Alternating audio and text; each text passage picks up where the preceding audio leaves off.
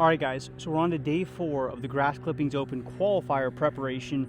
I'm going to keep working wedges. Today I'm going to do probably the most common drill I do, which is a basket drill. So I'm going to take 2 of these range baskets, I'm going to set it out there on the range, I'm going to set a couple of them inside of 50 yards, I'm going to set one between 50 and 100 yards, that way I hit various different distances with my wedges.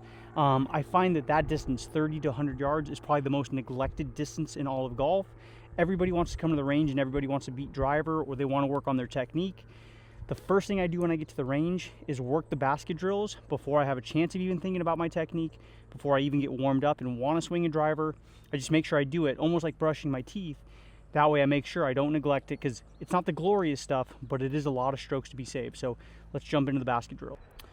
Okay, let's go ahead and take a look at our targets here. So first we have a basket at 35 yards away. We have a basket at 45 yards away, and then my other target is going to be that patch of dirt, which is about 70 yards away. So again, I like to choose 2 close targets, being those baskets, and then I like to choose one other target from 50 to 100 yards, being that patch of dirt. That way I get all my wedge shots in from 30 to 100 yards, so I don't neglect it.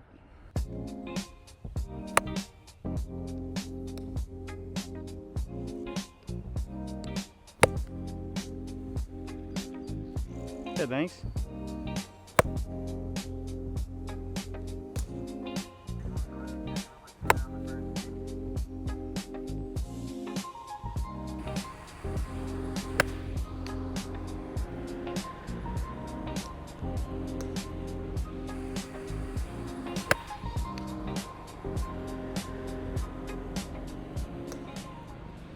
All right, guys, so another day of practice in the books, and let's review what we did over there working the basket drill on the driving range. So first off, I did it on the driving range, but you don't have to. I use range baskets when I'm out there because it's just what convenient. But at the same time, what you can do is you can take yellow or orange cones, kind of like what you use when playing soccer and learning that as a kid. You can take some of those cones, and if you go to a park or you go somewhere that's, got some land, put a cone out there at 20, 30, 40, and 50 yards and hit shots of those cones. And the way I like to do it, whether I'm doing it with baskets on the range or with cones, is I like to switch up between 5-yard increments, and then after I get comfortable, I'll make it pretty random. So what I mean by that is, one day I'll go 30 and 40 yards. The next day I'll go 25 and 35 yards. And the next day I might go back to 30 and then up to 45 yards.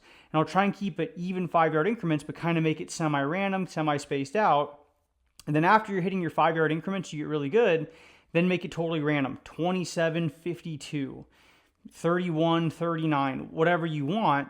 And that way you're kind of hitting your uncomfortable numbers. So, and it also depends on your skill level. If you're a better player, scratch, professional, make it as random as you can, because that simulates the golf course. And we want to hit those in tight and get those up and down.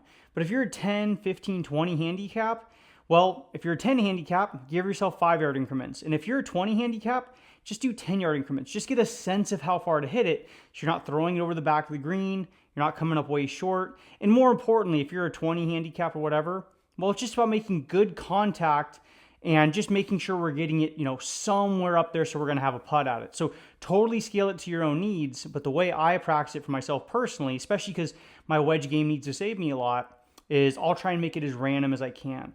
Again, if I've taken a big break and I'm coming back to it, I'll go 30 and 40 yards and 50 yards, and then I'll kind of switch up with 5-yard increments, but then just roll the dice and make it random. And when I do it, I like to take the basket and flip it upside down.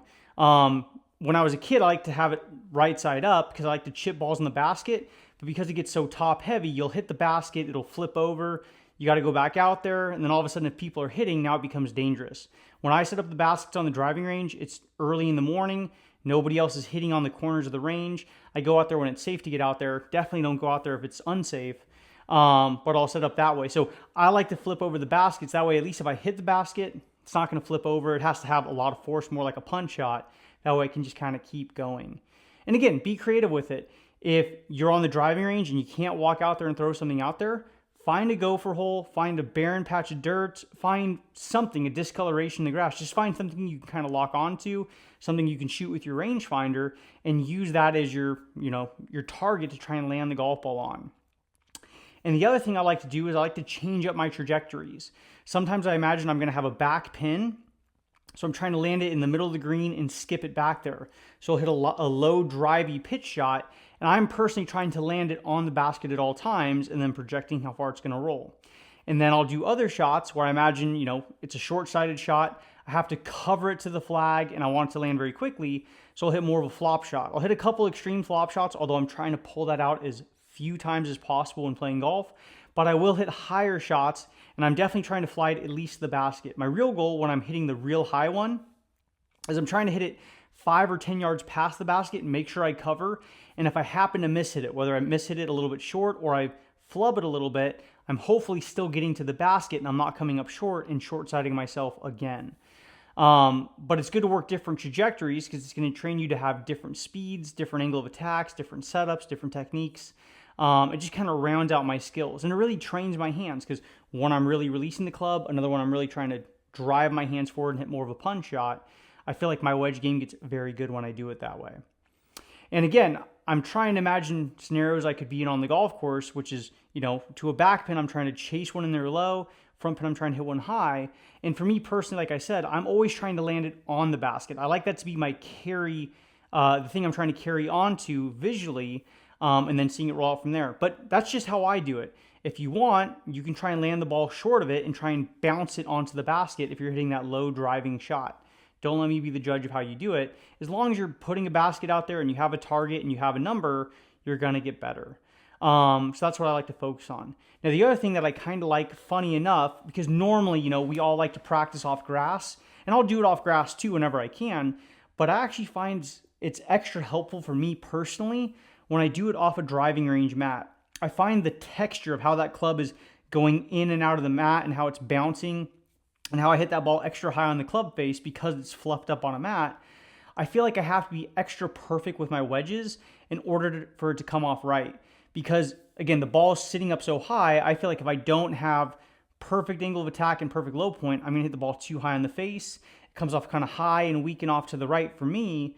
And only if my technique is perfect and only if my angle of attack is perfect the way I want, does my ball start getting online and it has the compression and the spin and the distance I'm looking for. So I feel like I have to be more perfect. For whatever reason, when I hit off grass, because I don't hit a lot of fat shots, but what I can do is I can leave the face open. For me, when I hit off grass, if I hit a little behind the golf ball, like marginally, which I still get away with because I have enough bounce on my club, I feel like it's kind of slamming shut as I'm coming through, and it's almost like it kicks it back online. But on the mat, there's just none of that because as the club's getting underneath the ball, it hasn't bottomed out on the ground yet, and my face is still hanging open. So I have to make sure I'm closing down the club face perfectly for me and my technique to get that ball online. So I'm not saying that's going to be true for everybody, but for me, I find, ironically enough, hitting a lot of those shots off the mat translates very well when I go back to the grass. It makes the grass feel easier, which normally it's the opposite. If I'm hitting my irons and hitting a normal full swing shot, it's way easier off a mat. I can hit it fat, I can hit it thin, I can hit it solid. Because that ball is teed up so high and there's bounce off the mat, I can kind of get away with murder and still hit a decent shot. Where grass, I have to be very precise. But for whatever reason with my short game, for me at least, again, it kind of works the opposite way. So do with that what you will. As long as you're getting in shots, I think it's helpful. The driving range will always be the easiest spot, although you might not be able to set up a basket like I have. But again, if you have an opportunity very late in the evening, hopefully you don't take too many divots and you fix all your pitch marks, but go on the golf course, hit some shots from 30, 40, 50 yards, go to a park, throw out some cones, or just find random things on the driving range. Or if you don't have cones or something like that, or you want your targets to be more obvious, take some golf towels and lay them down and try and land your golf ball on a golf towel. Or if you have alignment sticks, put them in the ground and try and land it to your alignment sticks. There's plenty of different aids you can use. But it's really important you work on those wedges just because that's our saving grace. If we're 30 or 40 yards, yeah, maybe it's a par 5 or a par 4 that we're up there close. But more likely than anything, we were probably in trouble off the tee. We got it up near the green, and we're trying to save par, definitely trying to take double bogey out of play. So we got to get that part of our game good. Plus, it just kind of liberates us. If we know our short game's tight, then we don't have to be perfect with our irons and with our ball striking because we know we got another tool in our pocket. So super important to focus on it. It's one of the most common things I practice. I mean, every single time I warm up, because the Levis kind of has a mix of good and bad range of balls, I'll always pull out the bad range balls. I'll chip them to the basket because I don't want to see that ball flight with my driver or my wood with a wonky range ball. And then I'll save the really good golf balls for when I'm hitting my longer club. So it's kind of serving two purposes: to get rid of the old balls, but also it makes sure that I have really good technique, a really good sense of distance control. So I do it pretty much every day because I'm going to hit those balls anyway. So just almost as like a roundabout way of trying to get through those bad golf balls, I feel like I stumbled on something that is very helpful to my game. And I recommend everybody do it because I feel like a lot of golfers work on their, shots around the greens. They're on the fringe, they're just off the fringe, maybe they're bunker shots. We work a lot inside of 30 yards when we're practicing or warming up, and then we hit our wedges at 100 yards or 125 yards. But the in-between kind of gets neglected, the 30 to 80 yards. A lot of us don't put in very much work on that. So making a point of it is very, very important.